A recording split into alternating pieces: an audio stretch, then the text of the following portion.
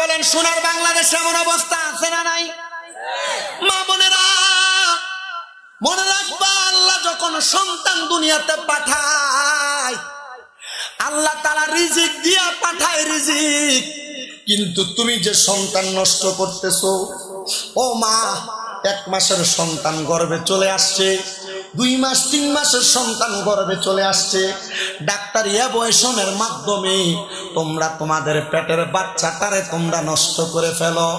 মাগো, তোমার যে সন্তানটা দুনিয়াতে জন্ম নিছে, তোমারে যদি কেউ বলে এই বাচ্চাটারে টোডাটা সিপ দিয়া দিরা মাইরা ফেলতা, তুমি পারবা না, তো কেমনে গো পেটের বাচ্চাটারে নষ্ট করে ফেলো? বুঝি না। আমার নবী ডাক দিয়া কয়, উম্মত শুইনা লও, দুনিয়াতে কোনো আদম যদি সন্তান জন্ম না দেয়, মানে খাওয়ানোর ভয়ে সন্তান জন্ম না দেয়, তাহলে ওই ব্যক্তির দিকে আমি রহমতের নবী হাসরের ময়দানে তাকেও দেখব না। এজন্য বাবা, খাওয়ানোর ভয়ে সন্তান জন্ম দেওয়া বন্ধ করো না। দেখবা আমার আল্লাহ তাআলা তোমাদেরকে উত্তম রিজিকের ব্যবস্থা করে দিবে। ও মা, নিজের বডি ফিটনেস ঠিক রাখার জন্য তুমি তোমার সন্তান গর্ভপাত করা বন্ধ করে রাখো। অনেক মহিলারা আছে, একটা সন্তান নিয়েছে কিন্তু পরবর্তীতে আরেকটা সন্তান নিবে, একটু দেরি করে নেওয়ার জন্য বিভিন্ন প্রক্রিয়ার ঔষধ সেবন করে।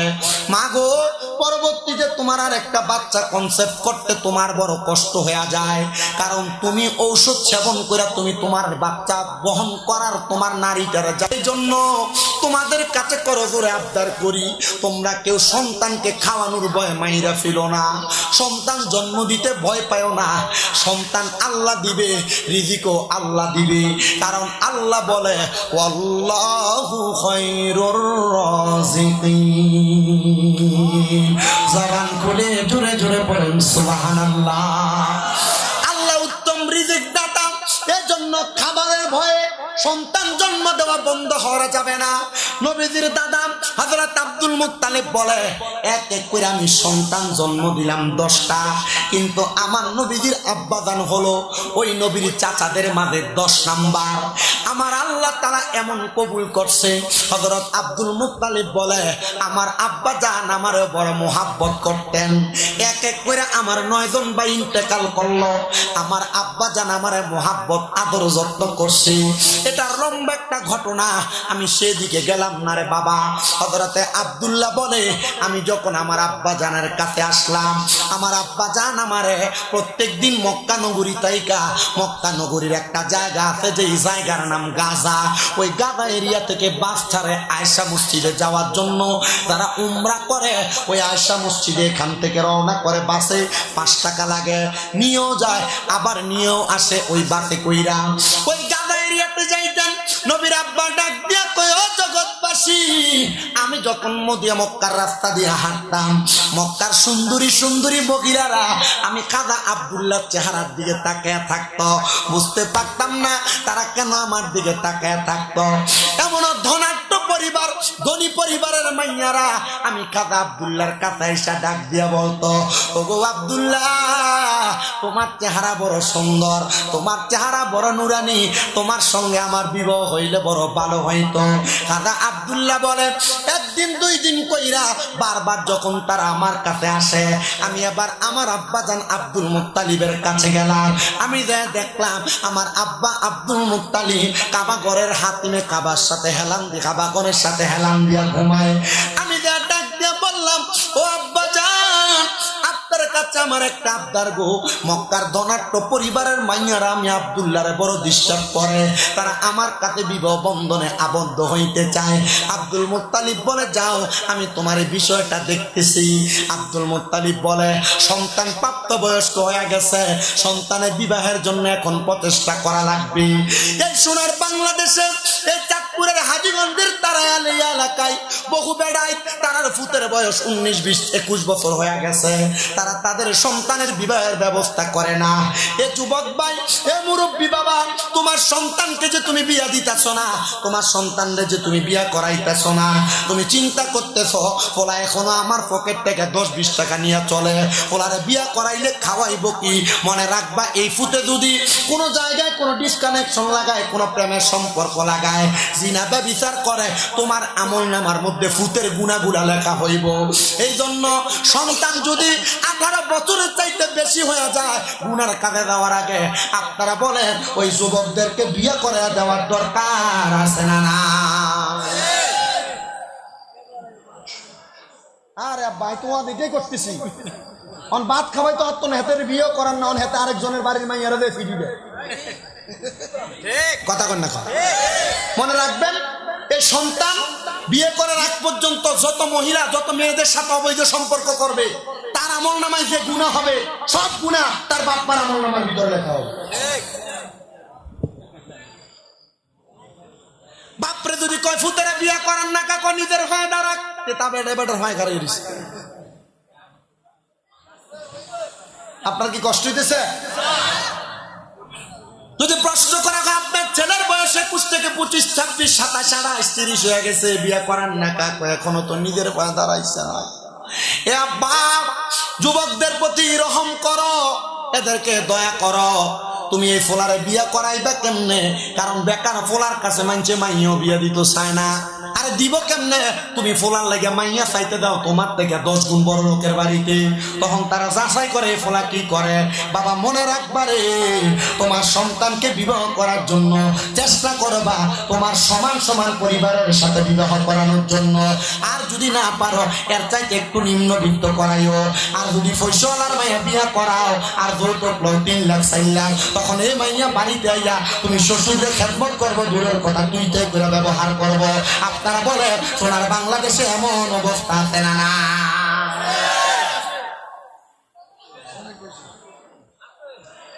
আপনি যে 3 লাখ টাকা যৌতুক লইলেন তন্দার ফোলারে বিয়ে করাইলেন না, বিয়ে দিলেন।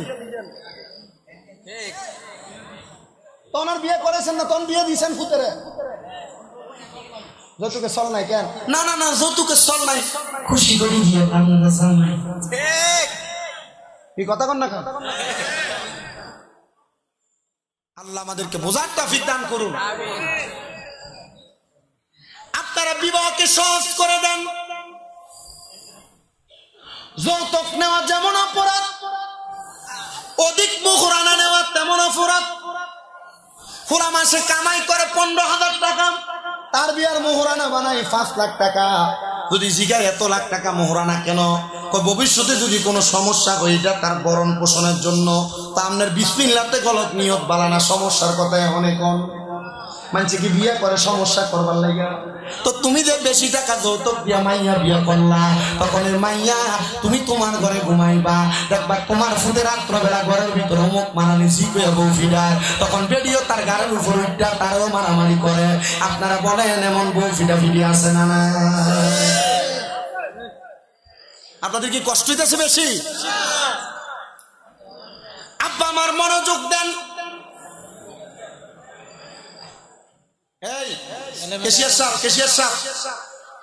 আপনি বিরিয়ানি ডেকের কাছে থেকে দরকারি মানুষ ছাড়া সব দিকে খাবেন।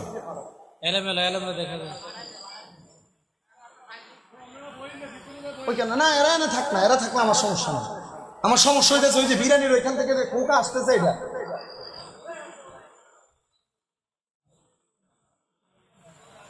সবাই বসে যান, বিশৃঙ্খলা হইতে। সবাই একটু মুহাব্বতে দুরূদ শরীফ পড়েন। আল্লাহুম্মা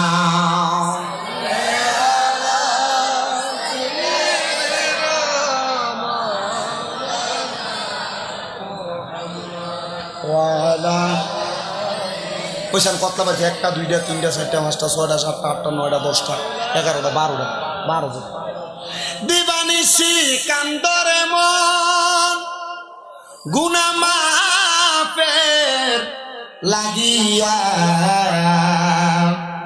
মাফ করিয়া দিবেন তিনি যিনি রহমতের খাজি না। আল্লাহুম্মা সাল্লি আলা মহব্বতে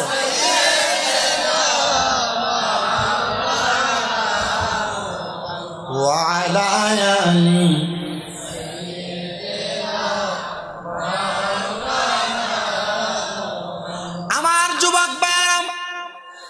মুরব্বী বাবারা, নবীজিরা দাদা যান চিন্তা করেন আমার সন্তান প্রাপ্তবয়স্ক হয়ে গেছে, বিবাহ দেওয়া লাগবে। এমন টাইমে হযরতে আব্দুল মুত্তালিবের দোস্ত হযরতে ওহাব জুহরি নবীর নানা তিনি আয়েশা হযরতে আব্দুল মুত্তালিবের সামনে হাজির। ডাক দিয়া কয়, দোস্ত গো, তোমার কেন এত চিন্তিত দেখা যায়? আব্দুল মুত্তালিব বলেন, ও বন্ধু ওহাব জুহরি, আমি চিন্তিত একটা মাত্র কারণ, আমার সন্তান আব্দুল্লাহ প্রাপ্তবয়স্ক হয়ে গেছে। মক্কার সুন্দরী সুন্দরী মহিলারা মাইয়ারা আমার সন্তান আব্দুল্লাহরে বড় জ্বালায়, বড় বিবাহ করার জন্য ডিস্টার্ব দেয়। আমি আমার সন্তানের জন্য একটা আবেদা কন্যা চাই। ওহাব জুহরি বলে, দোস্ত যদি মনে কষ্ট না নেন তাহলে আমার কন্যা আমেনার সঙ্গে আপনার সন্তান আব্দুল্লাহর বিবাহ দিতে চাই। রাজি হয়ে গেছে, সুন্দর বিবাহের ইন্তজাম হয়ে গেছে। খাজা আব্দুল্লাহর বিবাহ মা আমেনার সঙ্গে সুন্দরভাবে বিবাহ সম্পাদন। নবীর আব্বা এবং নবীর আম্মা যান, তারা দুইজন বাসর ঘরের মধ্যে প্রবেশ করলেন। দুইজনে 2 রাকাত আল্লাহ তাআলার শুকরিয়া তার নামাজ পড়ছে। এ আব্বুজিরাম, পুরুষ মানুষ মহিলা মানুষ মাইয়া মানুষ যখন বিবাহ হয়, হওয়ার পরে তাদেরকে বাসর ঘরে ঢুকায়া 2 রাকাত নামাজ পড়ায়া দেয়। এটা কোনো সাধারণ নামাজ না, এটা তোমার একটা দুনিয়ার সবচাইতে শ্রেষ্ঠ কাজ শুরু করার আগে এটা তোমার জন্য একটা বরকতওয়ালা নামাজ। এই নামাজটা সবাই পড়াইবা। কিন্তু ফেসবুক সোশ্যাল মিডিয়ার মধ্যে কয়েকদিন আগে দেখলাম এক ফোলারে নামাজ পড়তো, দাঁড়াইতে কইছে এ ফোলা 2 রাকাত নফল নামাজ পড়ব, আল্লাহু আকবার কইয়া এভাবে ধরছে, আর ডাইনে একবার তাকায় বামে একবার তাকায়। বুঝতে পারলাম না, খানাটা ঠিক মতো খাইয়া শিখলা, টাকাটা ভালো করে চিনলা, কামাই রুজি করা সুন্দরভাবে চিনলা, বিয়া করার জন্য বউ লাগবে এটাও জানলা, কিন্তু তুমি যে মুসলমান 2 রাকাত নামাজ যে সুন্দর করে পড়া লাগবে এটা তো বুঝলা না। মনে কইরা লও, শুইনা লও রে তিরমিজি শরীফের কিতাবুস সালাত একটা হাদিস শরীফ। আমার নবী কয়, কাল ময়দানে মাশরে যারা দুনিয়াতে নামাজ পড়ে না, যারা ইবাদত করে না, তাদেরকে আমার আল্লাহ বলবে সেজদা দাও, তখন তারা সেজদা দিতে পারবে না। বলে কারণ কি আর রাসূলুল্লাহ নবী গো? আমার নবী বলেন তাদের পিঠ থেকে মাথা পর্যন্ত সীসা দ্বারা ঢালাই করে দেওয়া হবে, তখন তারা চেষ্টা করলো রুকু দিতে পারবে না, চেষ্টা করলো সেজদা দিতে পারবে না। এই আমার যুবক ভাই, তুমি যে নামাজ পড়ো না, তখন তোমার পিঠটা সীসা দিয়া ঢালাই করা হবে। এ মুরব্বি, দাড়িগুলা পাইকা গেছে রে আব্বা। ও আব্বা, দোকানে বয়া বয়া মানুষের গিবত করো, চা দোকানে বয়া বয়া বিড়িও খাও, কিন্তু আব্বা তুমি তো এখনো পর্যন্ত নামাজটা পড়ো না। ওই ময়দানে মাসুরে তোমার ভূতের সামনে, তোমার বিয়ের সামনে, আত্মীয় স্বজন বন্ধু বান্ধবের সামনে তোমার বিয়াপ যদি করবো, যখন তুমি সেজদা দিতে পারবা না, ওই সময় তোমার ঠিকানা হবে ফিনারি জাহান্নামা খালিদিনা ফিহা, চিরস্থায়ী জাহান্নামের বাসিন্দা হইয়া যাইবা। হে আমার আব্বু, তোমার কাছে করজোরে আবদার করি রে বাবা, নামাজ তারিস না রে। ও আব্বা, তারালিয়া বাইতুল মামুর মসজিদরা ভাঙ্গা পালাইছে রে বাবা, একটা সুন্দর মসজিদ হইব, চিন্তা করে দেখছো নিয়ে মসজিদের ভিতরে তুমি নামাজ পড়া যাইতে পারবানি? হে মুরব্বীরা, এ মসজিদটা ভাঙ্গা লাইলা, একটা বার চিন্তা করছো নি মসজিদটা তৈরি হওয়ার পরে একটা ওয়াক্ত নামাজ তোমার মসজিদে আসেনি? এমন কত রাজা বাদশারা মসজিদ বানাইছে, মসজিদ বানায় মসজিদের ভিতরে নামাজ পড়তে পারছে না। 7টা বেহেশত বানাইছে, বেহেশত বানাইয়া ওই বেহেশতে ফাওরা কারাগে 7টা দুনিয়া থেকে বিদায় হয়ে গেছে। আব্বারে, দুনিয়া দুনিয়া করে যে পাগল হইয়া যাইতাছ, একদিন মাইকে এলান শুনবা শামীম রাজা মইরা গেছে, একদিন মাইকে এলান শুনবা তোমরা মাহফিলের সভাপতি আলহাজ শফিউল্লাহ সাহেব মইরা গেছে। মরার পরে মসজিদে ঢুকাইতো না রে, জানাজার মাঠে আইনা আলহাজ শফিউল্লাহ বইলা ডাক দিত না, ডাক দিব মরা লাশ লাশ লাশ। আব্বা,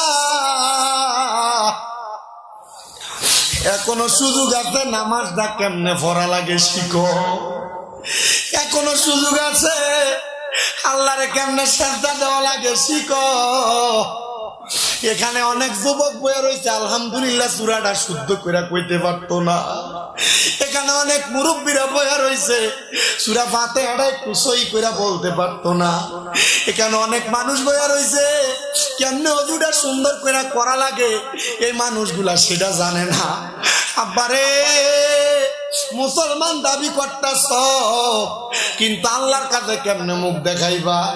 নবীর উম্মত দাবি করো, দাড়ি যে ক্লিন শেভ করে করে ফালাইয়া দাও, ওই কবরে রাখার পর নবী যদি তোমার দিকে চায়া কয় তোমারে আমি চিনি না, নবীরে কেমনে মুখ দেখাইবা? আব্বাজি তোমার পাটির ভিতরে হাতটা দিয়া বলি, মুসলমান হিসেবে তোমার শারীরিক মানসিক ভাবে যদি জোর শক্তি থাকে, 5 ওয়াক্ত নামাজ শিখো, তাড়াতাড়ি ওযু শিখো, নবীর প্রেম শিখো। কারণ যদি তুমি মইরা যাও, তোমার মরণটা একবারে তোমার গলার আগার কাছে আইসা রইছে। কখন রুহুটা বাইর হইয়া যাইব আমার? মরণের কত দিন বাকি আমি জানিলাম না গো আল্লাহ, মরণের কত দিন বাকি আমার, মরণের কত দিন বাকি আমি জানিলাম না গো আল্লাহ, মরণের কত দিন বাকি। আর আজরাইল আসিয়া যখন হস্তে দিবে দড়ি, তখন আমার মন পাখি করবে লুকা চুরি, আমি জানিলাম না গো আল্লাহ, মরণের কত দিন বাকি আমার, মরণের কত দিন বাকি আমি জানিলাম না গো আল্লাহ, কত দিন আর হায়াত হইল হাতে বাইরে, মত হইল পায়ে, কোন জায়গায় কার মরণ লেখা সেই জায়গায় সে মরে, আমি জানিলাম না গো আল্লাহ, মরণের বাকি কত দিন বাকি আমার, মরণের কত দিন বাকি আমি জানিলাম না গো মরণের কত দিন বাকি। আব্বা অনেকে বোবার মতো বসে দিচ্ছেন, আপনি মনে হয় হাদিস শরীফ জানেন না। আমার নবী বলে, আমার কোন উম্মত যদি দৈনিক প্রতিদিন 20 বার মরার কথা স্মরণ করে, আর ওই দিন যদি সে মারা যায়, তাহলে তার আমল নামার ভিতরে আল্লাহ শহীদের মর্তবা লিখে। আল্লাহু আকবার। এই গজলের ভিতরে 20 বারের উপরে মরার কথা আছে, একটু মুহাব্বতে পড়েন। আমার মরণের কত দিন বাকি আমি জানিলাম না গো আল্লাহ, মরণের কত দিন, আর 30 পারা কোরআন বাইরে মুখে রাইখো তো, যেদিন তুমি মইরা যাইবা হইবে তোমার লয়, আমি জানিলাম না গো আল্লাহ, মরণের কত দিন বাকি আমার, মরণের কত দিন বাকি আমি জানিলাম না গো আল্লাহ, মরণের কত দিন। হে আমার বাবা, এই জন্য তোমাদের কাছে বলি, কেমনে রুকু দেওয়া লাগে, কেমনে সেজদা দেওয়া লাগে, এখান থেকে সরা বাবা, এক্ষণ গলাটা ভেঙে দেবো আমার। ওই ইন্ডিয়ানিয়া দাও দিন যে রাইছি শুক্র করে মনে হয়েছে। বিদেশ ছিল গতবার, আমার হুজুর আমরা ইউটিউবে দেখছি, এবছর মাহফিলটা মাশাআল্লাহ সুন্দর করে দিয়েছে। গতবার থেকে গতবার স্টেজ একটা বানাইছে, ফ্রি হ্যান্ডেল, স্টেজের ভিতরে 2 জন বইতে পারে না। মার হাবা এবার কি সুন্দর লাগে দেখছেন, মনে হয় যে একটা বিয়ের স্টেজ সদাইছে। অনুমতি থাকলে আরেকটা করে নিলাম বলে। আল্লাহ কবুল করন, জোরে কোন আমিন। এ বাবা, সাজদাটা কেমনে দেওয়া লাগবে একটু শিখা দরকার আছে না নাই? সবই কয় না, দম করি মোর ভিতরে কি দিয়ে রাখছে, দূরে বলেন, সাজদা দেওয়া শিখার দরকার আছে না নাই? রুকু দেওয়া শিখার দরকার আছে না নাই? সালাম কেমনে দেয় ফিরাই দেও শিখার দরকার আছে না নাই? ওযু কেমনে করে শিখার দরকার আছে না নাই? তাহলে বাসর ঘরে ঢুকলে যুবক খোলা ফান্ডা জবাব দাও, বাসর ঘরে ঢুকলে 2 রাকাত নফল নামাজ আছে না নাই?